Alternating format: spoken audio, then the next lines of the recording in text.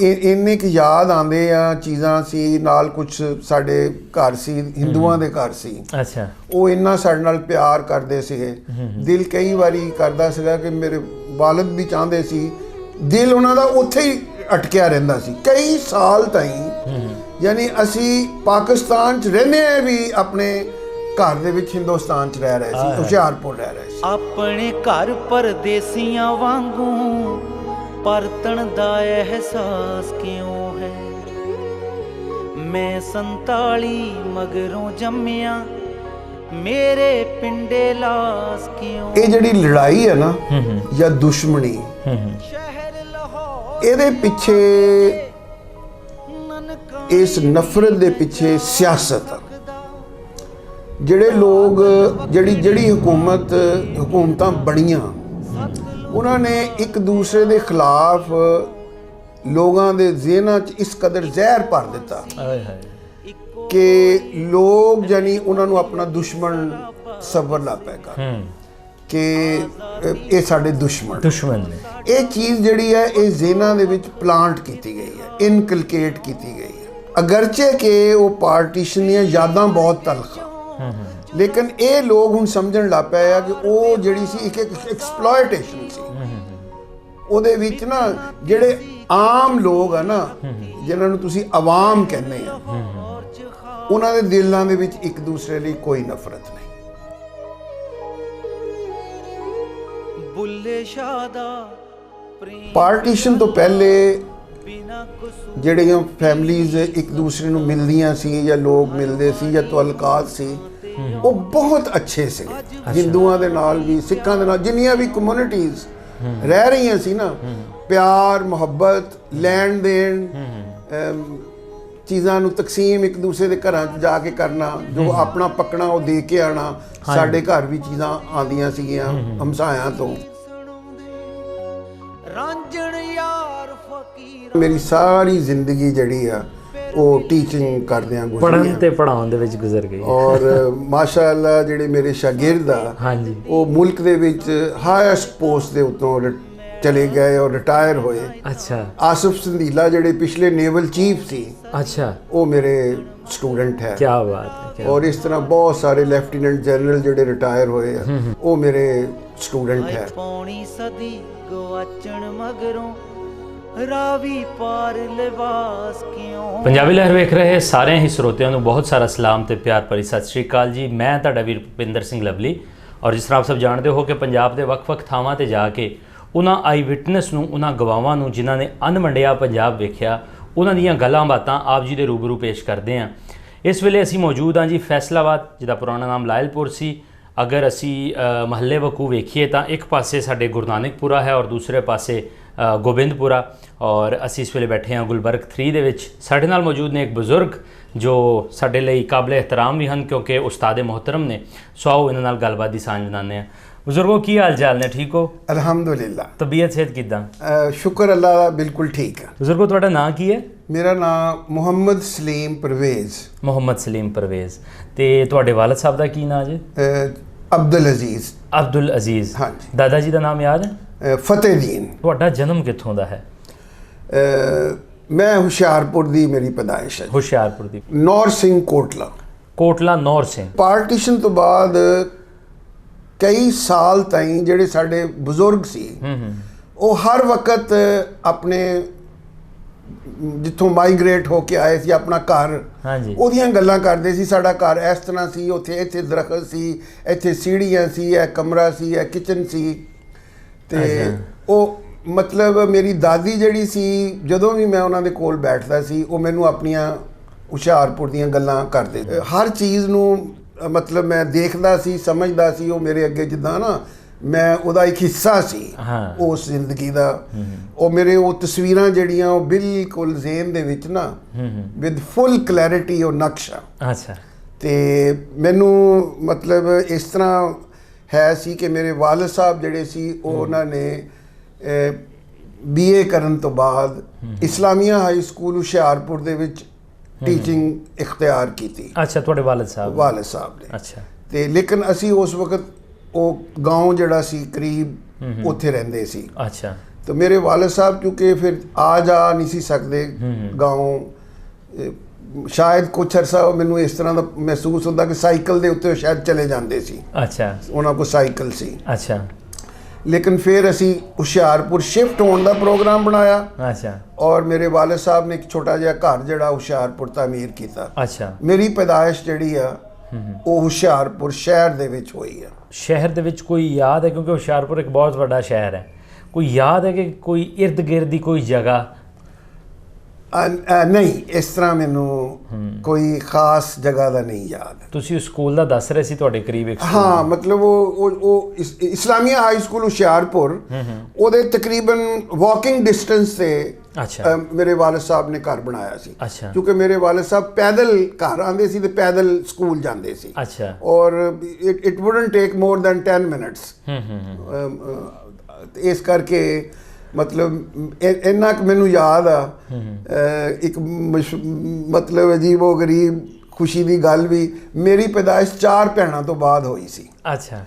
ਤੇ ਮੇਰੀ ਦਾਦੀ ਇਹ ਕਹਿੰਦੀ ਆ ਕਿ ਅਸੀਂ ਇੰਨੇ ਕੁ ਲੱਡੂ ਤਕਸੀਮ ਕੀਤੇ ਕਿ ਜਿਸ ਤਰ੍ਹਾਂ ਪੂਰੇ ਸ਼ਹਿਰ ਦੇ ਵਿੱਚ ਲੱਡੂ ਤਕਸੀਮ ਕਰ ਦਿੱਤੇ। ਉਸ ਵਕਤ ਛੋਟਾ ਹੋਏਗਾ ਨਾ, ਹੋ ਸਕਦਾ ਕਿ ਉਸ ਗਲੀ ਮੁਹੱਲੇ ਦੇ ਵਿੱਚ ਹੀ ਤਕਸੀਮ ਹੋਏ ਹੋਣਗੇ, ਲੇਕਿਨ ਮੇਰੀ ਦਾਦੀ ਮੈਨੂੰ ਕਹਿੰਦੀ ਹੁੰਦੀ ਸੀ ਕਿ ਅਸੀਂ ਪੂਰੇ ਸ਼ਹਿਰ ਦੇ ਵਿੱਚ ਲੱਡੂ ਤਕਸੀਮ ਕੀਤੇ ਸੀ। ਅੱਛਾ, ਅੱਛਾ। ਘਰ ਤਾਂ ਕਿੱਦਾਂ ਦਾ ਮਾਹੌਲ ਰਹਿੰਦਾ ਸੀ ਤੁਹਾਡੇ ਦਾਦੀ ਜੀ ਦਾ ਜਾਂ ਪਿਤਾ ਜੀ ਦਾ ਜਾਂ ਮਾਤਾ ਜੀ ਦਾ?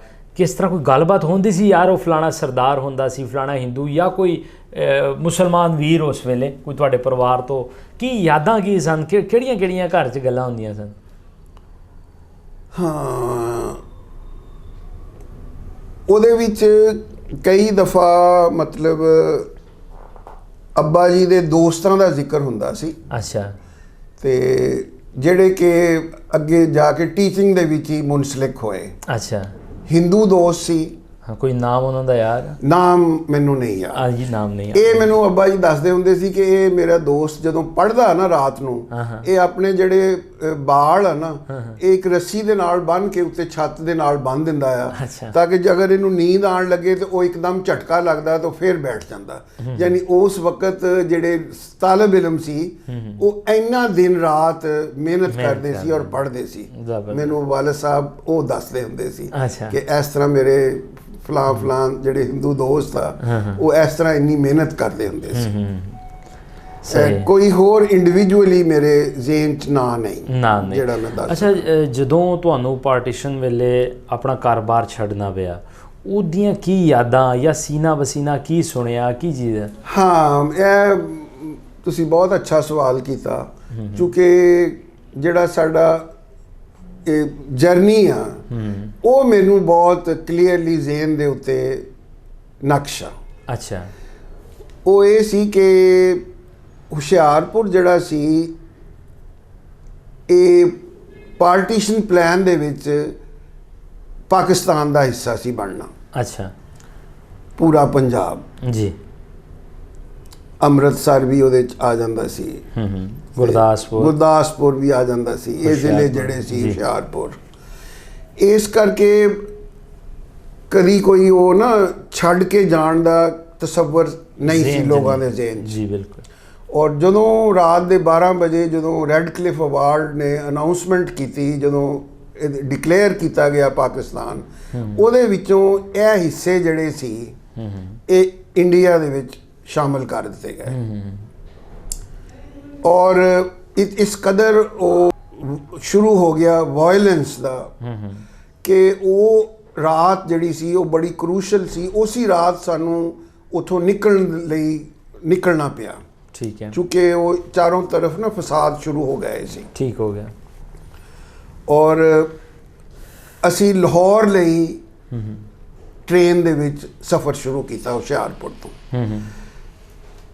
ਉਹ ਜਿਹੜਾ ਸਾਡਾ ਸਫ਼ਰ ਸੀ ਉਹਦੇ ਬਾਰੇ 'ਚ ਮੈਂ ਤੁਹਾਨੂੰ ਥੋੜ੍ਹਾ ਜਿਹਾ ਦੱਸਣਾ ਚਾਹਾਂਗਾ ਕਿ ਇੱਕ ਤਾਂ ਇਹ ਸੀ ਕਿ ਮੇਰੇ ਤੋਂ ਜਿਹੜਾ ਮੇਰਾ ਛੋਟਾ ਭਾਈ ਸੀ, ਜਿਹੜਾ ਕਿ ਉਸ ਵਕਤ 2 ਸਾਲ ਦੀ ਉਹਦੀ ਉਮਰ ਸੀ ਜੀ, ਰਸਤੇ ਦੇ ਵਿੱਚ ਉਸ ਨੂੰ ਬਹੁਤ ਜ਼ਿਆਦਾ ਪਿਆਸ ਲੱਗੀ ਔਰ ਉਹ ਦੁੱਧ ਮੰਗ ਰਿਹਾ ਸੀ ਮਾਂ ਦੇ ਕੋਲੋਂ, ਯਾਨੀ ਮੇਰੀ ਵਾਲਦਾ ਦੇ ਕੋਲੋਂ। ਜੀ ਜੀ। ਤੇ ਇੱਕ ਰਸਤੇ ਦੇ ਵਿੱਚ ਛੋਟਾ ਜਿਹਾ ਸਟੇਸ਼ਨ ਆਇਆ ਜਿੱਥੇ ਗੱਡੀ ਰੁਕੀ ਤੇ ਉਥੋਂ ਮੇਰੇ ਵਾਲਦ ਸਾਹਿਬ ਦੁੱਧ ਲੈ ਕੇ ਆਏ। ਅੱਛਾ ਲੇਕਿਨ ਜਿਸ ਵੇਲੇ ਪਿਲਾਉਣ ਲੱਗੇ ਤੇ ਕੁਝ ਲੋਕਾਂ ਨੇ ਕਿਹਾ ਕਿ ਇਹ ਨਾ ਤੁਸੀਂ ਦੁੱਧ ਪਿਲਾਣਾ, ਇਹਦੇ ਵਿੱਚ ਜ਼ਹਿਰ ਨਾ ਮਿਲਿਆ ਹੋਵੇ। ਬਹੁਤ ਸਾਰੀ ਜਗ੍ਹਾ ਦੇ ਉੱਤੇ ਨਾ ਜ਼ਹਿਰ ਮਿਲਾ ਦਿੱਤਾ ਗਿਆ ਸੀ ਜੀ। ਲਿਹਾਜ਼ਾ ਉਹ ਦੁੱਧ ਅਸੀਂ ਫਿਰ ਉਹ ਬੱਚੇ ਦੇ ਮੂੰਹ ਨੂੰ ਨਹੀਂ ਲਗਾਇਆ, ਉਹਨੂੰ ਗਿਰਾ ਦਿੱਤਾ। ਔਰ ਜਿਸ ਤਰ੍ਹਾਂ ਬੱਚਾ ਤੜਪਿਆ ਦੁੱਧ ਨੂੰ ਦੇਖ ਕੇ, ਉਹ ਮਤਲਬ ਥੋੜਾ ਜਿਹਾ ਮੈਨੂੰ ਉਹ ਯਾਦ ਆ ਕਿ ਬਹੁਤ ਜ਼ਿਆਦਾ ਮੇਰਾ ਭਾਈ ਜਿਹੜਾ ਸੀ ਨਾ ਉਹ ਰੋਇਆ। ਤੇ ਉਸ ਤੋਂ ਜਦੋਂ ਅੱਗੇ ਥੋੜਾ ਜਿਹਾ ਹੋਰ ਅਸੀਂ ਗਏ ਆ, ਮੈਨੂੰ ਸਟੇਸ਼ਨ ਦਾ ਨਾਂ ਨਹੀਂ ਯਾਦ। ਅੱਛਾ। ਸਾਡੀ ਜਿਹੜੀ ਗੱਡੀ ਸੀ ਉਹ ਸਿਗਨਲ ਦੇ ਉੱਤੇ ਰੁਕ ਗਈ। ਅੱਛਾ। ਸਿਗਨਲ ਨਹੀਂ ਸੀ ਹੋਇਆ। ਅੱਛਾ। ਔਰ ਇਤਲਾਹ ਉਸ ਸਾਨੂੰ ਇਹ ਆਈ ਕਿ ਜਿਹੜੀ ਸਭ ਤੋਂ ਪਹਿਲੇ ਗੱਡੀ ਉੱਥੋਂ ਦੀ ਗੁਜ਼ਰ ਕੇ ਗਈ ਸੀ, ਉਹ ਪੂਰੀ ਦੀ ਪੂਰੀ ਗੱਡੀ ਜਿਹੜੀ ਸੀ ਉਹ ਕਤਲ ਕਰ ਦਿੱਤੀ ਗਈ। ਹੋਏ ਹੋਏ। ਕੋਈ ਉਹਦੇ ਚੋਂ ਜ਼ਿੰਦਾ ਨਹੀਂ ਸੀ ਬਚਿਆ। ਔਰ ਡਰ ਸੀ ਕਿ ਜਿਹੜੀ ਸਾਡੀ ਗੱਡੀ ਆ ਇਹ ਵੀ ਕਿਤੇ ਉਸੇ ਤਰ੍ਹਾਂ ਹੀ ਨਾ ਸ਼ਿਕਾਰ ਨਾ ਹੋ ਜਾਏ ਹਮਲੇ ਦਾ। ਇਸ ਜਦੋਂ ਗੱਲ ਦਾ ਪਤਾ ਲੱਗਾ ਤੇ ਮੇਰੇ ਜਿਹੜੇ ਅੱਬਾ ਜੀ ਸੀ ਉਹਨਾਂ ਨੇ ਡਿਸਾਈਡ ਕੀਤਾ ਕਿ ਅਸੀਂ ਇੱਥੇ ਹੀ ਉਤਰ ਜਾਈਏ। ਅੱਛਾ। ਸਟੇਸ਼ਨ ਤੇ ਅੱਗੇ ਨਾ ਪਹੁੰਚੀਏ।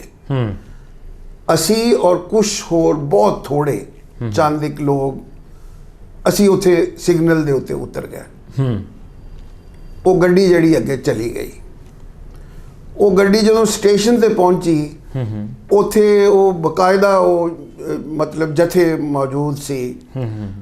ਔਰ ਉਹ ਸਾਰੀ ਗੱਡੀ ਜਿਹੜੀ ਦੁਬਾਰਾ ਉਹ ਜਿੰਨੇ ਵੀ ਲੋਕ ਉਹਦੇ 'ਚ ਸੀ ਜਾ ਰਹੇ ਉਹ ਕਤਲ ਕਰ ਦਿੱਤੇ ਗਏ। ਹੋਏ ਹੋਏ। ਤੇ ਇਹ ਅਸੀਂ ਮੀਨਵਾਈਲ ਉੱਥੇ ਹੀ ਰਹੇ, ਸਿਗਨਲ ਦੇ ਕਰੀਬ ਹੀ ਬੈਠੇ ਰਹੇ, ਸਹਿਮੇ ਕੁਝ ਦੇਰ ਲਈ। ਫਿਰ ਅੱਬਾ ਜੀ ਔਰ ਦੀਗਰ ਕੁਝ ਜਿਹੜੇ ਮੇਰੇ ਭੈਣ ਭਾਈ ਸੀ, ਅਸੀਂ ਫਿਰ ਚੱਲ ਕੇ ਨਾ ਸਟੇਸ਼ਨ ਵੱਲ ਨੂੰ ਦੁਬਾਰਾ ਚਲੇ ਗਏ। ਜਦੋਂ ਅਸੀਂ ਸਟੇਸ਼ਨ ਤੇ ਪਹੁੰਚੇ ਤਾਂ ਅਸੀਂ ਦੇਖਿਆ ਕਿ ਚਾਰੋਂ ਤਰਫ ਨਾ ਲਾਸ਼ਾਂ ਹੀ ਲਾਸ਼ਾਂ ਪਈਆਂ ਸੀ। ਔਰ ਹਾਲੇ ਪੂਰੀ ਤਰ੍ਹਾਂ ਕੁਝ ਜਿਹੜੇ ਉਹਨਾਂ ਦੇ ਲੋਕ ਸੀ, ਮੁਸੱਲੇ ਜੱਥੇ ਜਿਹੜੇ ਸੀ, ਉਹ ਕੁਝ ਲੋਕ ਹਾਲੇ ਵੀ ਉੱਥੇ ਮੌਜੂਦ ਸੀ। ਜਿਸ ਲਈ ਅਸੀਂ ਉਹਨਾਂ ਨੂੰ ਦੇਖਿਆ ਤੇ ਉਹ ਮਤਲਬ ਅੱਬਾ ਜੀ ਨੇ ਕਿਹਾ ਕਿ ਤੁਸੀਂ ਆਪਣੇ ਆਪ ਨੂੰ ਨਾ ਡੈੱਡ ਬੋਡੀਜ਼ ਦੇ ਅੰਦਰ ਨਾ ਲਟਾ ਦਿਓ, ਆਪਣੇ ਆਪ ਨੂੰ ਛੁਪਾ ਲਓ, ਸਾਹ ਬੰਦ ਕਰ ਲਓ। ਅੱਛਾ। ਅਸੀਂ ਸਾਰੇ ਮਤਲਬ ਉਹਨਾਂ ਲਾਸ਼ਾਂ ਦੇ ਵਿੱਚ ਨਾ ਲੇਟ ਗਏ। ਸਾਡੇ ਕੋਲ ਸਿੱਖ ਵੀ ਕੁਝ ਹਿੰਦੂ ਵੀ ਉੱਥੋਂ ਦੀ ਗੁਜ਼ਰੇ, ਲੇਕਿਨ ਉਹਨਾਂ ਨੂੰ ਨਹੀਂ ਪਤਾ ਚੱਲਿਆ ਕਿ ਇੱਥੇ ਕੋਈ ਲੋਕ ਜਿਹੜੇ ਆ ਜ਼ਿੰਦਾ ਜਿਹੜੇ ਬਚੇ ਆ। ਉਹ ਜਿਸਲੇ ਚਲੇ ਗਏ ਉਸ ਤੋਂ ਬਾਅਦ ਫਿਰ ਅਸੀਂ ਉੱਠੇ ਆ ਤੇ ਉੱਥੋਂ ਸਾਨੂੰ ਪਤਾ ਲੱਗਾ ਕਿ ਇੱਥੋਂ ਨਾ ਕੋਈ 3-4 ਮੀਲ ਦੂਰ ਕੈਂਪ ਲੱਗਾ ਆ। ਅੱਛਾ। ਜਿੱਥੋਂ ਕੈਂਪ ਤੋਂ ਅੱਗੇ ਲਾਹੌਰ ਨੂੰ ਟਰਾਂਸਪੋਰਟ ਲੋਕ ਕੀਤੇ ਜਾਂਦੇ ਸੀ। ਅੱਛਾ। ਅਸੀਂ ਫਿਰ ਪੈਦਲ ਜਿਹੜੇ ਆ ਬੜੀ ਮੁਸ਼ਕਲਾਂ ਦੇ ਨਾਲ ਡਰਦੇ ਡਰਦੇ ਅਸੀਂ ਉਸ ਕੈਂਪ 'ਚ ਪਹੁੰਚੇ। ਅੱਛਾ। ਔਰ ਉਸ ਕੈਂਪ ਦੇ ਵਿੱਚ 2-3 ਦਿਨ ਸਾਡੇ ਰਹੇ ਆ। ਔਰ ਬਹੁਤ ਮੁਸ਼ਕਲ ਦੇ ਨਾਲ ਅਸੀਂ ਉਹ ਵਕਤ ਕੱਟਿਆ ਕਿਉਂਕਿ ਖਾਣ ਪੀਣ ਦੀਆਂ ਚੀਜ਼ਾਂ ਉੱਥੇ ਮੁਯੱਸਰ ਨਹੀਂ ਸੀ। ਤੇ ਫਿਰ ਉਹ ਸਾਨੂੰ ਮਿਲਟਰੀ ਦੇ ਟਰੱਕ ਆਏ ਜਿਨ੍ਹਾਂ ਦੇ ਨਾਲ ਅਸੀਂ ਲਾਹੌਰ ਪਹੁੰਚੇ। ਅੱਛਾ। ਤੇ ਬਸ ਇਹ ਹੈ ਕਿ ਅੱਜ ਤਾਈਂ ਅਸੀਂ ਇਹੀ ਅੱਲਾ ਦਾ ਸ਼ੁਕਰ ਅਦਾ ਕਰੀ ਜਾਂਦੇ ਹਾਂ ਕਿ ਅਸੀਂ ਸਾਰੇ ਭੈਣ ਭਾਈ ਸਲਾਮਤ ਆ ਗਏ ਆ। ਵਰਨਾ ਕੋਈ ਫੈਮਿਲੀ ਇਸ ਤਰ੍ਹਾਂ ਘੱਟ ਹੀ ਉਦੋਂ ਪਹੁੰਚੀ ਆ ਜਿਹਦੇ ਕੁਛ ਨਾ ਕੁਛ ਬੰਦੇ ਜਿਹੜੇ ਨਾ ਉਹ ਕਤਲ ਨਹੀਂ ਹੋ ਗਏ। ਅੱਛਾ। ਵੈਸੇ ਤੁਸੀਂ ਇਹ ਵਾਕਿਆ ਮੇਰੇ ਬਹੁਤ ਜ਼ਿਹਨ ਦੇ ਵਿੱਚ ਨਾ ਹੈ, ਗਰਦਸ਼ ਕਰਦਾ ਆ ਕਿ ਕਿਸ ਤਰ੍ਹਾਂ ਅਸੀਂ ਲਾਸ਼ਾਂ ਦੇ ਵਿੱਚ ਨਾ ਲੇਟ ਕੇ ਆਪਣੀ ਜਾਨ ਬਚਾਈ। ਅੱਛਾ।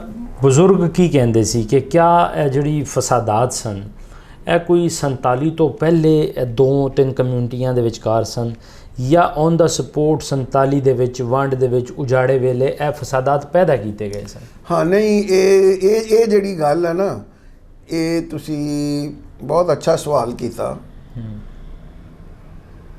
ਪਾਰਟੀਸ਼ਨ ਤੋਂ ਪਹਿਲੇ ਜਿਹੜੀਆਂ ਫੈਮਲੀਜ਼ ਇੱਕ ਦੂਸਰੇ ਨੂੰ ਮਿਲਦੀਆਂ ਸੀ ਜਾਂ ਲੋਕ ਮਿਲਦੇ ਸੀ ਜਾਂ ਤਵਲਕਾਤ ਸੀ, ਉਹ ਬਹੁਤ ਅੱਛੇ ਸੀਗੇ। ਹਿੰਦੂਆਂ ਦੇ ਨਾਲ ਵੀ, ਸਿੱਖਾਂ ਦੇ ਨਾਲ, ਜਿੰਨੀਆਂ ਵੀ ਕਮਿਊਨਿਟੀਜ਼ ਰਹਿ ਰਹੀਆਂ ਸੀ ਨਾ, ਉਹਨਾਂ 'ਚ ਇਹ ਚੀਜ਼ ਹੈ ਹੀ ਨਹੀਂ ਸੀ। ਉਹ ਮਤਲਬ ਪਿਆਰ ਮੁਹੱਬਤ ਲੈਣ ਦੇਣ ਚੀਜ਼ਾਂ ਨੂੰ ਤਕਸੀਮ ਇੱਕ ਦੂਸਰੇ ਦੇ ਘਰਾਂ 'ਚ ਜਾ ਕੇ ਕਰਨਾ, ਜੋ ਆਪਣਾ ਪੱਕਣਾ ਉਹ ਦੇ ਕੇ ਆਣਾ। ਸਾਡੇ ਘਰ ਵੀ ਚੀਜ਼ਾਂ ਆਉਂਦੀਆਂ ਸੀਗੀਆਂ ਹਮਸਾਇਆਂ ਤੋਂ। ਹਾਂਜੀ। ਬਹੁਤ ਅੱਛੇ ਤਾਲੁਕਾਤ ਸੀ। ਔਰ ਅੱਬਾ ਜੀ ਬਾਅਦ 'ਚ ਵੀ ਉਹਨਾਂ ਨੂੰ ਯਾਦ ਕਰਦੇ ਰਹੇ, ਉਹਨਾਂ ਦੇ ਫਿਰ ਬਾਅਦ ਖਤ ਵੀ ਆਉਂਦੇ ਰਹੇ। ਅੱਛਾ। ਦੋਸਤਾਂ ਦੇ ਜਿਹੜੇ ਦੋਸਤ ਸੀਗੇ ਉਹ ਬਹੁਤ, ਕਿਉਂਕਿ ਮੇਰੇ ਅੱਬਾ ਜੀ ਉੱਥੇ ਹੈਡਮਾਸਟਰ ਸੀ ਹਾਈ ਸਕੂਲ ਦੇ, ਇਹਨਾਂ ਦੀ ਬਹੁਤ ਇੱਜ਼ਤ ਸੀਗੀ। ਅੱਛਾ। ਲੋਕ ਬਹੁਤ, ਸਾਡੀ ਵੀ ਫਿਰ ਬੱਚਿਆਂ ਦੀ ਵੀ ਬੜੀ ਉਹ ਇੱਜ਼ਤ ਕਰਦੇ ਸੀ, ਵਾਲਦੈਨ ਦੀ ਵੀ। ਲੇਕਿਨ ਉਹ ਕੋਈ ਬਿਲਕੁਲ ਆਪਸ ਵਿੱਚ ਹੀ ਨਾ, ਜਿਹਨੂੰ ਕਹਿੰਦੇ ਦੁਸ਼ਮਣੀ, ਕਲੈਸ਼, ਡਿਫਰੈਂਸਿਸ, ਕੋਈ ਮਜ਼ਹਬੀ, ਕੋਈ ਹੋਰ ਕਿਸੇ ਤਰ੍ਹਾਂ ਦੇ ਬਿਲਕੁਲ ਨਹੀਂ ਸੀ। ਮਤਲਬ ਇਹ 47 ਦੇ ਵਿੱਚ ਵੰਡ ਦੇ ਦੌਰਾਨ ਉਹ ਬਸ ਇਹ ਸਾਰਾ ਜਿਹੜਾ ਕ੍ਰੌਪ ਅਪ ਹੋਇਆ ਨਾ, ਇਹ ਉਹ ਵੰਡ ਦੇ ਵਿੱਚ ਯਾਨੀ ਬਣਾਇਆ ਗਿਆ। ਔਰ ਜਿੰਨੀ ਕਤਲੋ ਗਾਰਤ ਹੋਈ ਆ, ਉਹ ਬਸ ਇੱਕ ਨਾ ਜਿੱਦਾਂ ਜਨੂਨ ਨਹੀਂ ਹੁੰਦਾ। ਹਾਂਜੀ ਹਾਂਜੀ। ਲੋਕ ਆਪਣਾ ਨਾ ਉਹ ਇੱਕ ਉਹਨਾਂ ਨੂੰ ਇਸ ਕਦਰ ਯਾਨੀ ਵਹਿਸ਼ੀ ਬਣ ਗਏ ਕਿ ਮਤਲਬ ਉਹਨਾਂ ਨੂੰ ਇਹ ਹੀ ਹੋ ਗਿਆ ਕਿ ਇਹਨਾਂ ਨੂੰ ਕਤਲ ਕਰ ਦਿਓ, ਜਿਹੜੇ ਦੂਸਰੇ ਮੁਲਕ ਦੇ ਵਿੱਚ ਜਾ ਰਹੇ। ਬਿਲਕੁਲ ਬਿਲਕੁਲ। ਅੱਛਾ, ਕਦੀ ਇਸ ਤਰ੍ਹਾਂ ਹੋਇਆ ਘਰ ਦੇ ਵਿੱਚ ਕਿ ਇਸ ਤਰ੍ਹਾਂ ਦਾ ਮਾਹੌਲ ਬਣਿਆ ਹੋਵੇ, ਦਾਦੀ ਨੇ ਤੁਹਾਨੂੰ ਦੱਸਿਆ ਹੋਵੇ, ਪਿਤਾ ਜੀ ਨੇ, ਤੁਹਾਡੇ ਵਾਲਦ ਸਾਹਿਬ ਨੇ ਦੱਸਿਆ ਹੋਵੇ ਕਿ ਯਾਰ ਉਹਨਾਂ ਦਾ ਦਿਲ ਕਰ ਰਿਹਾ ਹੋਵੇ ਕਿ ਯਾਰ ਉਹ ਆਪਣੇ ਵਤਨ ਵੱਲ ਨੂੰ ਚਲੀਏ, ਜਾਂ ਤੁਹਾਡਾ ਦਿਲ ਕਰਦਾ ਹੋਵੇ ਕਿ ਯਾਰ ਮੈਂ ਚਲੋ ਉਸ ਵੇਲੇ ਛੋਟਾ ਸਾਂ ਤੇ ਕਿਉਂ ਨਾ ਆਪਣੇ ਆਬਾਓ ਅਜਦਾਦ ਦੀ ਉਹ ਜਗ੍ਹਾ ਜਿਹੜੀ ਹੈ ਉਹ ਹਾਂ, ਇਹ ਜਿਹੜੀ ਗੱਲ ਹੈ ਇਹਦੇ 'ਚ ਇਹ ਹੈ ਕਿ ਇਹ ਗੱਲਾਂ ਸੁਣ ਕੇ ਨਾ ਦਿਲ ਜਿਹੜਾ ਸੀਗਾ ਉਹ ਬੇਇਖਤਿਆਰ ਮੇਰਾ ਚਾਹ ਰਿਹਾ ਸੀ ਕਿ ਮੈਂ ਕਿਸੇ ਵਕਤ ਜਾਵਾਂ, ਵਿਜ਼ਿਟ ਕਰਾਂ ਹੁਸ਼ਿਆਰਪੁਰ। ਅੱਛਾ। ਔਰ ਆਪਣਾ ਘਰ ਜਾ ਕੇ ਦੇਖਾਂ, ਕਿਉਂਕਿ ਉਹ ਘਰ ਦਾ ਜਿਹੜਾ ਇੱਕ ਨਵਾਂ ਸਾਡਾ ਘਰ ਬਣਿਆ ਸੀ, ਖੂਬਸੂਰਤ ਘਰ ਸੀ। ਅੱਛਾ। ਤੇ ਉਹਦੀ ਮਤਲਬ ਜਿਹੜੀਆਂ ਚੀਜ਼ਾਂ ਸਾਡੇ ਘਰ ਸੀ, ਸਾਡੇ ਇੱਕ ਉਹ ਡੇਂਕ ਦਾ ਦਰਖਤ ਸੀ ਸੇਨ ਦੇ ਵਿੱਚ ਲਗਾਇਆ। ਅੱਛਾ। ਤੇ ਉਹ ਸੀ ਤੇ ਉਹ ਇੰਨੇ ਕੁ ਯਾਦ ਆਉਂਦੇ ਆ ਚੀਜ਼ਾਂ ਸੀ, ਨਾਲ ਕੁਛ ਸਾਡੇ ਘਰ ਸੀ, ਹਿੰਦੂਆਂ ਦੇ ਘਰ ਸੀ। ਅੱਛਾ। ਉਹ ਇੰਨਾ ਸਾਡੇ ਨਾਲ ਪਿਆਰ ਕਰਦੇ ਸੀਗੇ। ਦਿਲ ਕਈ ਵਾਰੀ ਕਰਦਾ ਸੀਗਾ ਕਿ ਮੇਰੇ ਵਾਲਦ ਵੀ ਚਾਹੁੰਦੇ ਸੀ, ਦਿਲ ਉਹਨਾਂ ਦਾ ਉੱਥੇ ਹੀ ਅਟਕਿਆ ਰਹਿੰਦਾ ਸੀ ਕਈ ਸਾਲ ਤਾਈਂ। ਯਾਨੀ ਅਸੀਂ ਪਾਕਿਸਤਾਨ 'ਚ ਰਹਿੰਦੇ ਆ ਵੀ ਆਪਣੇ ਘਰ ਦੇ ਵਿੱਚ ਹਿੰਦੁਸਤਾਨ 'ਚ ਰਹਿ ਰਹੇ ਸੀ, ਹੁਸ਼ਿਆਰਪੁਰ ਰਹਿ ਰਹੇ ਸੀ। ਹੁਣ ਲੇਕਿਨ ਆਹਿਸਤਾ ਆਹਿਸਤਾ ਇਤਨਾ ਜ਼ਿਆਦਾ ਵਕਤ ਗੁਜ਼ਰ ਗਿਆ, ਹੁਣ ਯਕੀਨਨ ਉਹ ਚੀਜ਼ਾਂ ਜਿਹੜੀਆਂ ਉਹ ਬਦਲ ਗਈਆਂ, ਮੰਦਮਿਲ ਹੋ ਗਈਆਂ। ਵਰਨਾ ਸ਼ੁਰੂ ਦੇ ਵਿੱਚ ਬਹੁਤ ਦਿਲ ਚਾਹੁੰਦਾ ਹੁੰਦਾ ਸੀ ਕਿ ਆਪਣੇ ਘਰ ਜਾਈਏ। ਜ਼ਿੰਦਗੀ ਦੇ ਇਸ ਹਿੱਸੇ ਦੇ ਵਿੱਚ ਅਗਰ ਕੋਈ ਵਸੀਲਾ ਬਣ ਜਾਵੇ ਤੇ ਜਾਓਗੇ ਫਿਰ ਹੁਸ਼ਿਆਰਪੁਰ? ਹਾਂ, ਇਹ ਮਤਲਬ ਕਿ ਯਕੀਨਨ ਦਿਲ 'ਚ ਇੱਕ ਤਾਂਗ ਹੈ ਕਿ ਜਾ ਕੇ ਜ਼ਾਹਰ ਹੈ ਕਿ ਹੁਣ ਤਾਂ ਉੱਥੇ ਜਨਰੇਸ਼ਨ ਬਦਲ ਗਈਆਂ ਆ, ਲੇਕਿਨ ਇਹ ਦਿਲ ਚਾਹੁੰਦਾ ਹੈ ਕਿ ਜਾ ਕੇ ਆਪਣਾ ਘਰ ਦੇਖੀਏ।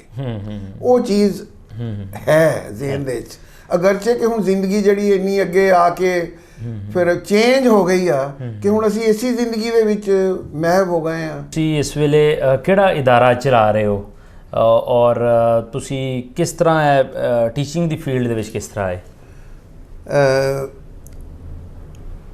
ਮੈਂ ਸ਼ੁਰੂ ਦੇ ਵਿੱਚ ਮੇਰੇ ਵਾਲਦ ਸਾਹਿਬ ਨੇ ਉਹਨਾਂ ਦੀ ਸੀ ਖਾਹਿਸ਼ ਇੰਗਲਿਸ਼ ਮੀਡੀਅਮ ਸਕੂਲ 'ਚ ਮੈਂ ਤਾਲੀਮ ਹਾਸਲ ਕਰਾਂ। ਅੱਛਾ। ਤੇ ਮੈਂ ਮੈਟ੍ਰਿਕ ਜਿਹੜੀ ਆ PAF ਪਬਲਿਕ ਸਕੂਲ ਲੋਅਰ ਟੋਪਾ, ਅੱਛਾ, ਮਰੀ, ਉੱਥੇ ਮੇਰਾ ਦਾਖਲਾ ਹੋਇਆ। ਅੱਛਾ। ਔਰ ਉੱਥੋਂ ਮੈਂ ਮੈਟ੍ਰਿਕ ਕੀਤਾ। ਅੱਛਾ ਅੱਛਾ। ਇਹ 1960 ਦੀ ਗੱਲ ਆ। ਅੱਛਾ, 1960 'ਚ ਤੁਸੀਂ ਮੈਟ੍ਰਿਕ ਕੀਤਾ? ਹਾਂਜੀ। ਅੱਛਾ। ਉਸ ਤੋਂ ਬਾਅਦ ਮੈਂ ਫਿਰ ਗਵਰਨਮੈਂਟ ਕਾਲਜ ਫੈਸਲਾਬਾਦ, ਜਿਹੜਾ ਉਸ ਵਕਤ ਲਾਇਲਪੁਰ ਸੀ, ਉੱਥੇ ਪੜ੍ਹਾਈ ਸ਼ੁਰੂ ਕੀਤੀ। ਕਿਉਂਕਿ ਮੇਰੀ ਅੰਗਰੇਜ਼ੀ ਅੱਛੀ ਸੀ, ਮੈਂ MA ਇੰਗਲਿਸ਼ ਕਰਨ ਦਾ ਮੇਰਾ ਜ਼ੇਨ ਸੀ। ਅੱਛਾ। ਤੇ 1966 ਦੇ ਵਿੱਚ ਪੰਜਾਬ ਯੂਨੀਵਰਸਿਟੀ ਲਾਹੌਰ ਤੋਂ ਮੈਂ MA ਇੰਗਲਿਸ਼ ਨੁਮਾਇਆ ਪੋਜੀਸ਼ਨ ਲੈ ਕੇ ਕੁਆਲੀਫਾਈ ਕੀਤਾ ਆਪਣਾ MA ਇੰਗਲਿਸ਼ ਦਾ ਇਮਤਿਹਾਨ। ਅੱਛਾ। ਉਹ MA ਇੰਗਲਿਸ਼ ਕਰਨ ਤੋਂ ਬਾਅਦ ਹਾਲਾਤ ਘਰ ਦੇ ਐਸੇ ਸੀ ਕਿ ਮੈਨੂੰ ਫੌਰੀ ਤੌਰ ਤੇ ਜੌਬ ਦੀ ਜ਼ਰੂਰਤ ਸੀ। ਅੱਛਾ। ਤੇ ਉਸ ਵਕਤ ਕੈਡਟ ਕਾਲਜ ਕੋਹਾਟ, ਇੱਕ ਨਵਾਂ ਕੈਡਟ ਕਾਲਜ ਬਣਿਆ, ਉਹਨਾਂ ਨੂੰ MA ਇੰਗਲਿਸ਼ ਇੱਕ ਟੀਚਰ ਦੀ ਜ਼ਰੂਰਤ ਸੀ, ਲੈਕਚਰਰ ਦੀ। ਮੈਂ ਉਹਦਾ ਇੰਟਰਵਿਊ ਦਿੱਤਾ। ਅੱਛਾ। ਮੈਂ ਉਹਦੇ 'ਚ ਕਾਮਯਾਬ ਹੋਇਆ ਔਰ ਇਸ ਤਰ੍ਹਾਂ ਮੈਂ ਆਪਣੇ ਟੀਚਿੰਗ ਕੈਰੀਅਰ ਦਾ ਆਗਾਜ਼ ਕੀਤਾ। ਕੋਹਾਟ ਕੈਡਟ ਕਾਲਜ ਕੋਹਾਟ। ਠੀਕ ਠੀਕ। ਇਹ ਉਦੋਂ ਦੀ ਗੱਲ ਆ ਜਦੋਂ 1 ਯੂਨਿਟ ਸੀਗਾ। ਅੱਛਾ। ਤੇ ਮਤਲਬ ਇੱਕ ਸੂਬੇ ਦੇ ਦੂਸਰੇ ਸੂਬੇ ਦੇ ਵਿੱਚ ਜਾ ਕੇ ਬੜੇ ਲੋਕ ਆਰਾਮ ਨਾਲ ਨੌਕਰੀ ਕਰਦੇ ਸੀ, ਬੜੀ ਉਹਨਾਂ ਨੂੰ ਇੱਜ਼ਤ ਹੁੰਦੀ ਸੀ। ਅੱਛਾ। ਜਦੋਂ 1 ਯੂਨਿਟ ਟੁੱਟਾ ਉਦੋਂ ਫਿਰ ਅਸੀਂ ਸੋਚਿਆ ਕਿ ਹੁਣ ਸਾਨੂੰ ਆਪਣੇ ਸੂਬੇ 'ਚ ਚਲੇ ਜਾਣਾ ਚਾਹੀਦਾ। ਜਿਹੜੇ ਅਸੀਂ ਪੰਜਾਬ 'ਚੋਂ ਲੋਕ ਉੱਥੇ ਪੜ੍ਹਾ ਰਹੇ ਸੀ, ਉਹਨਾਂ ਨੇ ਸੋਚਿਆ ਕਿ ਬਿਹਤਰ ਇਹ ਹੈ ਕਿ ਅਸੀਂ ਆਪਣੇ ਸੂਬੇ 'ਚ ਜਾ ਕੇ ਸਰਵਿਸ ਕਰੀਏ। ਠੀਕ ਹੋ ਗਿਆ। ਕੁਛ ਮਤਲਬ ਮੇਰੇ ਜਿਹੜੇ ਸਾਥੀ ਸੀ ਉਹ PAF ਕਾਲਜ ਸਰਗੋਦਾ ਚਲੇ ਗਏ, ਕੁਛ ਮਿਲਟਰੀ ਕਾਲਜ ਜੇਲਮ ਚਲੇ ਗਏ, ਕੁਛ ਕੈਡਟ ਕਾਲਜ ਹਸਨ ਅਬਦਾਲ ਚਲੇ ਗਏ, ਕੁਛ ਜਿਹੜੇ ਸੀ ਉਹ ਲਾਰੈਂਸ ਕਾਲਜ ਘੋੜਾ ਗਲੀ ਮਰੀ ਆ ਗਏ। ਅੱਛਾ। ਔਰ ਮੈਂ ਉਹਨਾਂ ਦੇ ਵਿੱਚ ਸੀਗਾ ਜਿਹੜੇ ਮਰੀ ਜਿਨ੍ਹਾਂ ਨੇ ਇੰਤਖਾਬ ਕੀਤਾ। ਅੱਛਾ। ਤਕਰੀਬਨ 8 ਸਾਲ ਮੈਂ ਲਾਰੈਂਸ ਕਾਲਜ ਘੋੜਾ ਗਲੀ ਮਰੀ ਪੜ੍ਹਾਇਆ, ਇੰਗਲਿਸ਼ ਪੜ੍ਹਾਈ। ਅੱਛਾ। ਮੁਖਤਲਿਫ ਕਲਾਸਾਂ ਨੂੰ। ਹਾਂ ਹਾਂ। ਇੰਟਰਵਿਊ ਉਹਦੇ ਵਿੱਚ ਸੀ ਔਰ ਹਾਈ ਕਲਾਸਾਂ 9th 10th ਵੀ ਸੀ ਔਰ ਛੋਟੀਆਂ ਵੀ ਸੀ। ਸਹੀ। ਇਸ ਤੋਂ ਬਾਅਦ ਮੇਰਾ ਸ਼ੌਕ ਸੀ ਕਿ ਮੈਂ ਬਾਹਰਲੇ ਕਿਸੇ ਮੁਲਕ ਦੇ ਚਲਾ ਜਾਵਾਂ। ਅੱਛਾ। ਤੇ ਮੈਂ ਨਾਈਜੀਰੀਆ ਲਈ ਕੋਸ਼ਿਸ਼ ਕੀਤੀ, ਮੈਂ ਉੱਥੇ ਸਿਲੈਕਟ ਹੋ ਗਿਆ। ਅੱਛਾ। ਉਹਨਾਂ ਦੀ ਗਵਰਨਮੈਂਟ ਮੈਨੂੰ ਬੋਰਨੋ ਸਟੇਟ ਦੇ ਵਿੱਚ ਇੱਕ ਹਾਈ ਸਕੂਲ ਸੀ, ਉੱਥੇ ਲੈ ਗਈ। ਅੱਛਾ। ਗੋਜ਼ਾ ਉਸ ਜਗ੍ਹਾ ਦਾ ਨਾਮ ਸੀ। ਤੇ ਉੱਥੇ ਵੀ ਮੈਂ ਬਤੌਰ English the O level A level ਦੀਆਂ ਜਿਹੜੀਆਂ ਕਲਾਸਾਂ ਸੀ ਉਹਨਾਂ ਨੂੰ ਫਿਰ ਮੈਂ ਉੱਥੇ ਪੜ੍ਹਾਉਣਾ ਸ਼ੁਰੂ ਕੀਤਾ। ਅੱਛਾ। 3 ਸਾਲ ਮੈਂ ਉੱਥੇ ਜੌਬ ਕੀਤੀ, ਜਿਹੜਾ ਮੇਰਾ ਕੰਟਰੈਕਟ ਸੀ। ਫੈਸਲਾਬਾਦ 'ਚ ਜਿਹੜਾ ਸਭ ਤੋਂ ਬੜਾ ਸਕੂਲ, ਅੱਛਾ ਸਕੂਲ ਸੀ, ਉਹ ਡਿਵੀਜ਼ਨਲ ਪਬਲਿਕ ਸਕੂਲ। ਜੀ ਜੀ, DPS ਉਸ ਨੂੰ ਕਹਿੰਦੇ ਆ। ਜੀ ਜੀ। ਮੇਰੀ ਉੱਥੇ ਫਿਰ ਸਿਲੈਕਸ਼ਨ ਹੋ ਗਈ ਔਰ ਮੈਂ ਅੰਗਰੇਜ਼ੀ ਉੱਥੇ ਪੜ੍ਹਾਉਣਾ ਸ਼ੁਰੂ ਕੀਤੀ। ਠੀਕ ਹੈ। ਇੱਥੇ ਫਿਰ ਮੈਂ ਤਕਰੀਬਨ 1984 'ਚ ਮੈਂ ਇਹ ਜੁਆਇਨ ਕੀਤਾ, ਡਿਵੀਜ਼ਨਲ ਪਬਲਿਕ ਸਕੂਲ। ਅੱਛਾ। ਹਾਂਜੀ। ਔਰ ਮੈਂ 2003 ਦੇ ਵਿੱਚ ਰਿਟਾਇਰ ਹੋਇਆ। ਅੱਛਾ। 60 ਸਾਲ ਦੀ ਉਮਰ ਜਦੋਂ ਹੋ ਜਾਂਦੀ ਉਸ ਵੇਲੇ ਤੁਸੀਂ ਰਿਟਾਇਰ ਹੋ ਜਾਂਦੇ। ਜੀ ਜੀ। ਮੈਂ DPS ਤੋਂ ਇੱਥੇ ਤਰੱਕੀ ਕਰਕੇ ਮੈਂ ਹੈਡਮਾਸਟਰ ਬਣਿਆ। ਅੱਛਾ। ਔਰ ਉਸ ਜ਼ਮਾਨੇ ਦੇ ਵਿੱਚ ਜਦੋਂ ਤਸਨੀਮ ਨੂਰਾਨੀ ਕਮਿਸ਼ਨਰ ਸੀ ਫੈਸਲਾਬਾਦ ਡਿਵੀਜ਼ਨ ਦੇ, ਜੀ ਜੀ, ਉਹਨਾਂ ਨੇ ਇੱਕ ਨਏ ਸਕੂਲ ਦੀ ਬੁਨਿਆਦ ਰੱਖੀ। ਸ਼ਹਿਜ਼ਾਦ ਹਸਨ ਪਰਵੇਜ਼ ਦਾ ਉਹ ਆਈਡੀਆ ਸੀ, ਪਹਿਲਾ ਕਮਿਸ਼ਨਰ ਸੀ ਔਰ ਉਹਨਾਂ ਦੇ ਜ਼ਮਾਨੇ 'ਚ ਹੀ ਤਸਨੀਮ ਨੂਰਾਨੀ ਸਾਹਿਬ ਫਿਰ ਕਮਿਸ਼ਨਰ ਬਣੇ। ਸਹੀ ਹੋ ਗਿਆ। ਉਹਨਾਂ ਨੇ ਡਿਵੀਜ਼ਨਲ ਮਾਡਲ ਸਕੂਲ, ਇੱਕ ਬਹੁਤ ਇੰਗਲਿਸ਼ ਮੀਡੀਅਮ ਸਕੂਲ ਬਣਾਉਣ ਦਾ ਸੋਚਿਆ। ਅੱਛਾ। ਔਰ ਉਹਨਾਂ ਨੇ ਫਿਰ ਮੈਨੂੰ ਸਿਲੈਕਟ ਕੀਤਾ ਕਿਉਂਕਿ ਮੇਰੀ ਬੈਕਗ੍ਰਾਉਂਡ ਸਾਰੀ ਪਬਲਿਕ ਸਕੂਲਾਂ ਦੇ ਵਿੱਚ ਪੜ੍ਹਾਉਣ ਦੀ ਸੀ। ਉਹਨਾਂ ਨੇ ਕਿਹਾ ਕਿ ਤੂੰ ਇਸ ਸਕੂਲ ਨੂੰ ਸਟਾਰਟ ਕਰ ਔਰ ਇਹ ਸਾਡਾ ਵਿਜ਼ਨ ਆ ਕਿ ਅਸੀਂ ਇਹਨੂੰ ਜਿਸ ਤਰ੍ਹਾਂ ਇੰਗਲੈਂਡ ਦੇ ਵਿੱਚ ਪਬਲਿਕ ਸਕੂਲ ਦਾ ਉਸ ਲੈਵਲ ਦਾ ਇਹ ਸਕੂਲ ਬਣਾਇਆ ਜਾਏ। ਚੁਨਾਚੇ ਮੈਂ 1991 ਤੋਂ 95 ਤਾਈਂ 4 ਸਾਲ ਲਈ ਮੈਂ ਉਸ ਸਕੂਲ ਨੂੰ ਐਸਟੈਬਲਿਸ਼ ਕੀਤਾ। ਸਹੀ। ਔਰ ਫਿਰ 2003 ਦੇ ਵਿੱਚ ਮੈਂ ਰਿਟਾਇਰ ਹੋਇਆ। ਇਸ ਤਰ੍ਹਾਂ ਮੇਰੀ ਸਾਰੀ ਜ਼ਿੰਦਗੀ ਜਿਹੜੀ ਆ ਉਹ ਟੀਚਿੰਗ ਕਰਦਿਆਂ ਗੁਜ਼ਰੀ, ਪੜ੍ਹਨ ਤੇ ਪੜ੍ਹਾਉਣ ਦੇ ਵਿੱਚ ਗੁਜ਼ਰ ਗਈ। ਔਰ ਮਾਸ਼ਾਅੱਲਾ ਜਿਹੜੇ ਮੇਰੇ ਸ਼ਾਗਿਰਦ ਆ, ਹਾਂਜੀ, ਉਹ ਮੁਲਕ ਦੇ ਵਿੱਚ ਹਾਈਐਸਟ ਪੋਸਟ ਦੇ ਉੱਤੋਂ ਚਲੇ ਗਏ ਔਰ ਰਿਟਾਇਰ ਹੋਏ। ਅੱਛਾ। ਆਸਿਫ ਸੰਧੀਲਾ ਜਿਹੜੇ ਪਿਛਲੇ ਨੇਵਲ ਚੀਫ ਸੀ, ਅੱਛਾ, ਉਹ ਮੇਰੇ ਸਟੂਡੈਂਟ ਹੈ। ਕੀ ਬਾਤ ਹੈ। ਔਰ ਇਸ ਤਰ੍ਹਾਂ ਬਹੁਤ ਸਾਰੇ ਲੈਫਟੀਨੈਂਟ ਜਨਰਲ ਜਿਹੜੇ ਰਿਟਾਇਰ ਹੋਏ ਆ।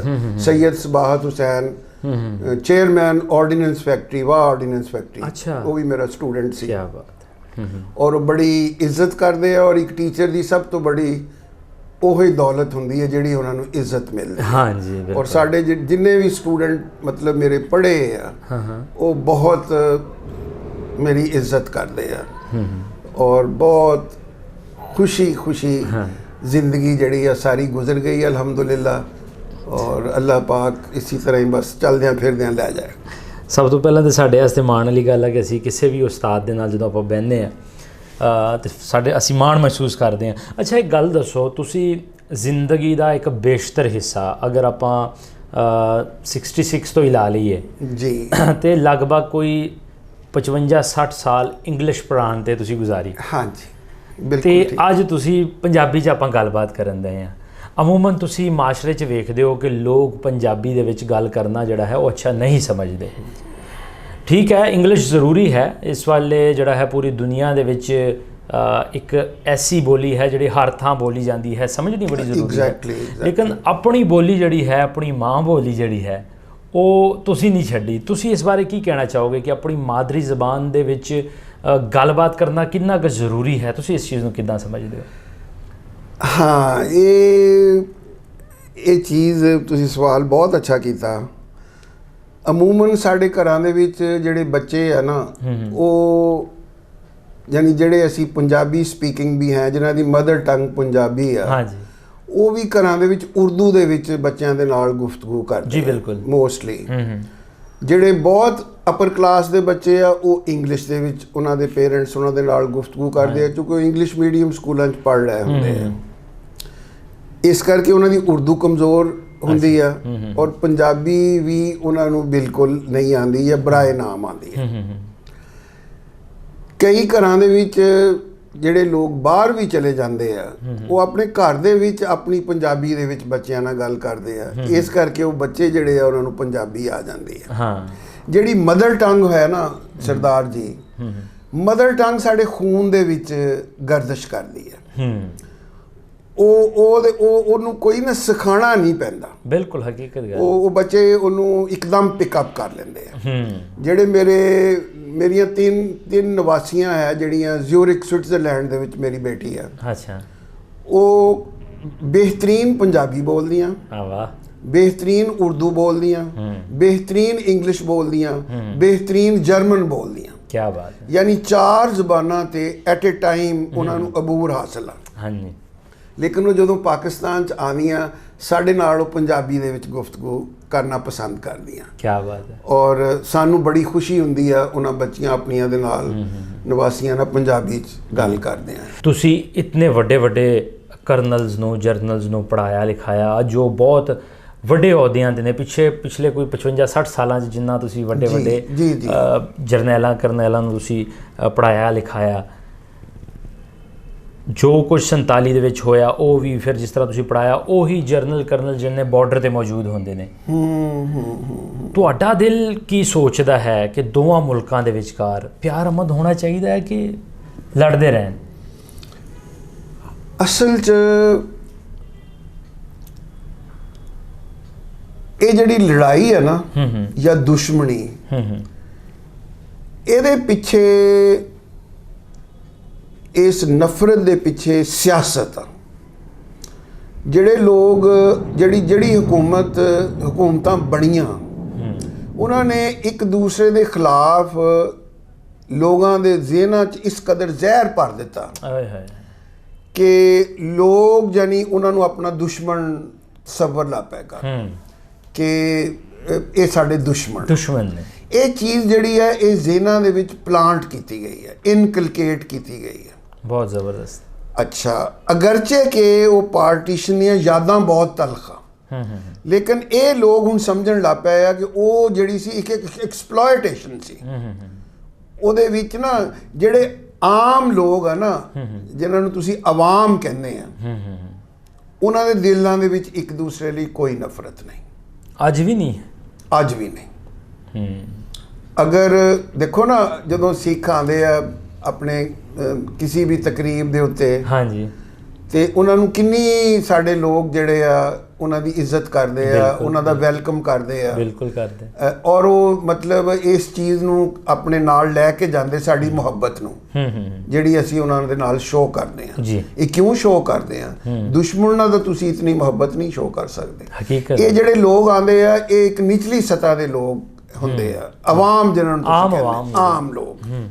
ਆਮ ਲੋਕ ਅੱਜ ਵੀ ਇੱਕ ਦੂਸਰੇ ਦਾ ਇਸੇ ਤਰ੍ਹਾਂ ਹੀ ਇਹਤਰਾਮ ਕਰਦੇ ਜਦੋਂ ਜਿਸ ਤਰ੍ਹਾਂ ਉਸ ਉੱਥੇ ਕਰਦੇ ਸੀ। ਇਹ ਜਿਹੜੀ ਨਫ਼ਰਤ ਹੈ ਨਾ, ਇਹ ਹਕੂਮਤਾਂ ਦੀ ਬਣਾਈ ਹੈ, ਇਹ ਸਿਆਸਤਦਾਨਾਂ ਦੀ ਬਣਾਈ ਹੈ। ਔਰ ਇਹ ਸਾਨੂੰ ਉਹਦੇ ਵਿੱਚੋਂ ਨਿਕਲ ਨਹੀਂ ਦੇ ਰਿਹਾ। ਅਸੀਂ ਯਰਗਮਾਲ ਹਾਂ, ਉਹਦੇ 'ਚ ਫਸ ਗਏ ਹਾਂ। ਮੈਂ ਬੁਨਿਆਦੀ ਤੌਰ ਤੇ ਮੇਰਾ ਇਹ ਖਿਆਲ ਆ ਕਿ ਜਿਹੜੇ ਲੋ ਲੈਵਲ ਤੇ ਆਵਾਮ ਜਿਹਨਾਂ ਨੂੰ ਕਹਿੰਦੇ ਆ, ਉਹਨਾਂ ਦੇ ਦਿਲਾਂ ਦੇ ਵਿੱਚ ਕੋਈ ਨਫ਼ਰਤ ਨਹੀਂ ਹੈ। ਵੈਸੇ ਅੱਜ ਪੌਣੀ ਸਦੀ ਹੋ ਗਈ ਹੈ। ਹਾਂਜੀ। ਤੇ ਉਹ ਜਿੱਦਾਂ ਤੁਸੀਂ ਟ੍ਰੇਨ ਦਾ ਵਾਕਿਆ ਮੈਨੂੰ ਸੁਣਾਇਆ, ਜਾਂ ਪਿੰਡ ਦੀਆਂ ਉਹ ਸ਼ਹਿਰ ਦੇ ਕੁਛ ਐਸੀਆਂ ਚੀਜ਼ਾਂ ਜੋ ਤੁਹਾਡੀਆਂ ਨਜ਼ਰਾਂ ਦੇ ਅੱਗੇ ਗੁਜ਼ਰੀਆਂ ਹੋਣ, ਤੇ ਉਹ ਜਦੋਂ ਤੁਸੀਂ ਵਿਹਲੇ ਬੈਠੇ ਹੁੰਦੇ ਹੋ ਉਹ ਸਾਰਾ ਕੁਝ ਅੱਖਾਂ ਦੇ ਅੱਗੇ ਆ ਜਾਂਦਾ। ਉਹ ਜਿਹੜੇ ਵਾਕਿਆਤ ਆ ਉਹ ਇੰਨੇ ਦਰਦਨਾਕ ਆ ਕਿ ਜਦੋਂ ਮਤਲਬ ਮੇਰੇ ਦਾਦੀ ਨੇ ਜਾਂ ਵਾਲਦਾ ਨੇ ਸਾਨੂੰ ਗੱਲਾਂ ਸੁਣਾਉਂਦੇ ਸੀ ਕਿ ਕਿਸ ਤਰ੍ਹਾਂ ਮਤਲਬ ਜਿਹੜੀਆਂ ਲੜਕੀਆਂ ਸੀ ਆਪਣੀ ਇੱਜ਼ਤ ਬਚਾਉਣ ਲਈ ਉਹਨੇ ਖੂਹਾਂ ਦੇ ਵਿੱਚ ਛਲਾਂਗਾਂ ਲਗਾਈਆਂ ਇਹਨਾਂ ਦੀਆਂ ਅੱਖਾਂ ਦੇ ਸਾਹਮਣੇ। ਤੇ ਉਹ ਖੂਹ ਜਿਹੜੇ ਸੀ ਭਰ ਗਏ, ਦਰਿਆ ਜਿਹੜੇ ਸੀ ਉਹ ਲਾਸ਼ਾਂ ਦੇ ਨਾਲ ਭਰ ਗਏ। ਮਤਲਬ ਬਹੁਤ ਉਸ ਵਕਤ ਕਤਲੋ ਗਾਰਤ ਜਿਹੜੀ ਸੀ ਨਾ ਬਹੁਤ ਹੋਈ। ਚਲੋ ਬਜ਼ੁਰਗੋ, ਤੁਹਾਡਾ ਬਹੁਤ ਬਹੁਤ ਸ਼ੁਕਰੀਆ। ਕੋਈ 2-4 ਤੁਹਾਡੇ ਨਾਲ ਪਿਆਰੀਆਂ ਗੱਲਾਂ ਜਿਹੜੀਆਂ ਪੁਰਾਣੀਆਂ, ਤੁਹਾਡੇ ਸਾਂਝ ਦੀ, ਤੁਹਾਡੇ ਮੁਹੱਬਤ ਦੀ, ਤੁਹਾਡੇ ਤੋਂ ਲੈ ਕੇ ਆਪਾਂ ਕੋਸ਼ਿਸ਼ ਕਰਦੇ ਹਾਂ ਕਿ ਆਮ ਜਨਤਾ ਤੱਕ, ਆਮ ਆਵਾਮ ਤੱਕ ਪਹੁੰਚਾਈਏ। ਹੋਪਫੁਲੀ ਹੁਸ਼ਿਆਰਪੁਰ ਤੋਂ ਤੁਹਾਨੂੰ ਪਿਆਰ ਭਰੇ। ਵੈਸੇ ਅਗਰ ਹੁਸ਼ਿਆਰਪੁਰ ਵਾਸੀਆਂ ਨੂੰ ਕੋਈ ਸੁਨੇਹਾ ਦੇਣਾ ਚਾਹੋ ਤੇ ਕੀ ਸੁਨੇਹਾ ਦਿਓਗੇ ਤੁਸੀਂ ਉਹਨਾਂ ਨੂੰ? ਕੋਈ ਸਲਾਮ ਦੁਆ ਕੋਈ? ਹਾਂ, ਨਹੀਂ ਮਤਲਬ ਅਸੀਂ ਚਾਹਾਂਗੇ ਕਿ ਜਿਹੜੇ ਉਸ ਸ਼ਹਿਰ ਦੇ ਵਿੱਚ ਸਾਡੇ ਰਹਿ ਰਹੇ ਆ, ਜਿਹੜੇ ਅੱਗੇ ਹੁਣ ਅਗਲੀ ਨਸਲ ਯਾਨੀ ਆ ਗਈ ਆ, ਤੇ ਅਸੀਂ ਉਹਨਾਂ ਦੇ ਖੈਰ ਖਾਹ ਆ। ਬਹੁਤ ਅਸੀਂ ਅਸੀਂ ਇਹ ਚਾਹੁੰਦੇ ਹਾਂ ਕਿ ਉਹ ਖੁਸ਼ਹਾਲੀ ਦੀ ਜ਼ਿੰਦਗੀ ਗੁਜ਼ਾਰਨ। ਉੱਥੇ ਬਹੁਤ ਸਾਰਾ ਫਲ ਹੁੰਦਾ ਸੀ, ਅੰਬ ਬਹੁਤ ਹੁੰਦੇ ਸੀ। ਮਤਲਬ ਹੁਸ਼ਿਆਰਪੁਰ ਇੱਕ ਜ਼ਰਖੇਜ਼ ਇਲਾਕਾ ਹੈ। ਅੱਛਾ। ਜ਼ਮੀਨ ਜ਼ਰਖੇਜ਼ ਆ ਔਰ ਉੱਥੇ ਬੜਾ ਫਲ ਹੁੰਦਾ ਆ ਔਰ ਲੋਕ ਜਿਹੜੇ ਬੜੀ ਖੁਸ਼ਹਾਲ, ਜਿੱਥੇ ਹੀ ਮਤਲਬ ਸਾਨੂੰ ਪਤਾ ਲੱਗਾ ਆ ਨਾ, ਲੋਕ ਇੱਕ ਦੂਸਰੇ ਦੀ ਬੜੀ ਇੱਜ਼ਤ ਕਰਦੇ ਸੀ, ਇੱਕ ਦੂਸਰੇ ਨਾਲ ਬੜੀ ਮੁਹੱਬਤ ਕਰਦੇ ਸੀ, ਮਿਲ ਜੁਲ ਕੇ ਰਹਿੰਦੇ ਸੀ, ਮਿਲ ਜੁਲ ਕੇ। ਔਰ ਅਸੀਂ ਚਾਹਾਂਗੇ ਕਿ ਇਹ ਮੁਹੱਬਤ ਕਾਇਮ ਰਵੇ। ਅਗਰ ਸਾਡੇ 'ਚ ਨਹੀਂ, ਸਾਡੇ ਬੱਚਿਆਂ ਦੇ ਵਿੱਚ ਵੀ ਉਹ ਇੱਕ ਦੂਸਰੇ ਨੂੰ ਮੁਹੱਬਤ ਨਾਲ ਮਿਲਣ, ਜਦ ਕਦੀ ਵੀ ਮਿਲਣ। ਕਿਆ ਬਾਤ ਹੈ, ਕਿਆ ਬਾਤ ਹੈ। ਬਜ਼ੁਰਗੋ, ਤੁਹਾਡਾ ਬਹੁਤ ਬਹੁਤ ਸ਼ੁਕਰੀਆ, ਤੁਹਾਡਾ ਬਹੁਤ ਬਹੁਤ ਧੰਨਵਾਦ। ਤੁਸੀਂ ਆਪਣੇ ਕੀਮਤੀ ਸਮੇਂ ਦੇ ਵਿੱਚ ਤੁਸੀਂ ਸਾਨੂੰ ਆਪਣਾ ਵਕਤ ਦਿੱਤਾ। ਲੋ ਜੀ, ਇਹ ਪੁਰਾਣੇ ਬਜ਼ੁਰਗ ਨੇ, ਇਹ ਉਹ ਆਈ ਵਿਟਨੈਸ ਨੇ, ਉਹ ਗਵਾਹ ਨੇ ਜਿਨ੍ਹਾਂ ਨੇ 47 ਵੇਖੀ। ਨਾ ਸਿਰਫ 47 ਵੇਖੀ ਬਲਕਿ 47 ਤੋਂ ਪਹਿਲੇ ਕਿਸ ਤਰ੍ਹਾਂ ਸਾਡੀ ਪੰਜਾਬੀਆਂ ਦੀ ਇੱਕ ਸਾਂਝ ਸੀ, ਇੱਕ ਪ੍ਰੀਤ ਸੀ, ਇੱਕ ਮੁਹੱਬਤ ਸੀ, ਉਹ ਵੀ ਤੁਹਾਡੇ ਨਾਲ ਉਹਦੀ ਸਾਂਝ ਵੀ ਕੀਤੀ। ਬਜ਼ੁਰਗਾਂ ਨੇ, ਇਹਨਾਂ ਦੇ ਹੱਥੋਂ ਬਹੁਤ ਸਾਰੇ ਸਟੂਡੈਂਟਸ ਜਿਹੜੇ ਨੇ ਉਹ ਅੱਜ ਵੱਡੇ ਵੱਡੇ ਅਹੁਦਿਆਂ 'ਤੇ ਨੇ, ਲੇਕਿਨ ਇਹਦੇ ਬਾਵਜੂਦ ਇੱਕ ਅਮਨ ਦਾ, ਇੱਕ ਪਿਆਰ ਦਾ, ਇੱਕ ਮੁਹੱਬਤ ਦਾ ਸੁਨੇਹਾ ਇਹਨਾਂ ਨੇ ਹੁਸ਼ਿਆਰਪੁਰ ਵਾਸੀਆਂ ਵਾਸਤੇ ਦਿੱਤਾ। ਸੋ ਇਸ ਤਰ੍ਹਾਂ ਦੀਆਂ ਕਹਾਣੀਆਂ ਦਾ ਮਕਸਦ ਕਿਸੇ ਜ਼ਾਤ, ਕਿਸੇ ਧਰਮ, ਕਿਸੇ ਮੁਲਕ ਦੇ ਖਿਲਾਫ ਕੋਈ ਗੱਲਬਾਤ ਕਰਨਾ ਬਿਲਕੁਲ ਵੀ ਨਹੀਂ ਹੈ, ਬਲਕਿ ਉਹ ਪੁਰਾਣੀ ਸਾਂਝ ਜੋ ਸਾਡੀ ਪੰਜਾਬੀਆਂ ਦੀ 5000 ਸਾਲ ਪੁਰਾਣੀ ਸਾਂਝ ਹੈ, ਉਹਨੂੰ ਆਪਾਂ ਖੋਲ੍ਹ ਕੇ ਆਪਾਂ ਬਾਰਡਰ ਦੇ ਦੋਵਾਂ ਪਾਸੇ ਆਪ ਜੀ ਦੇ ਰੂਬਰੂ ਪੇਸ਼ ਕਰਦੇ ਹਾਂ। ਔਰ ਇਸ ਤਰ੍ਹਾਂ ਦੇ ਇੰਟਰਵਿਊਜ਼, ਇਸ ਤਰ੍ਹਾਂ ਦੀ ਗੱਲਬਾਤ ਆਪ ਜੀ ਦੇ ਰੂਬਰੂ ਪੇਸ਼ ਕਰਦੇ ਰਵਾਂਗੇ। ਮਿਲਦੇ ਹਾਂ ਕਿਸੇ ਹੋਰ ਥਾਂ, ਕਿਸੇ ਹੋਰ ਬਜ਼ੁਰਗ ਦੇ ਨਾਲ। ਰੱਬ ਰਾਖਾ ਜੀ।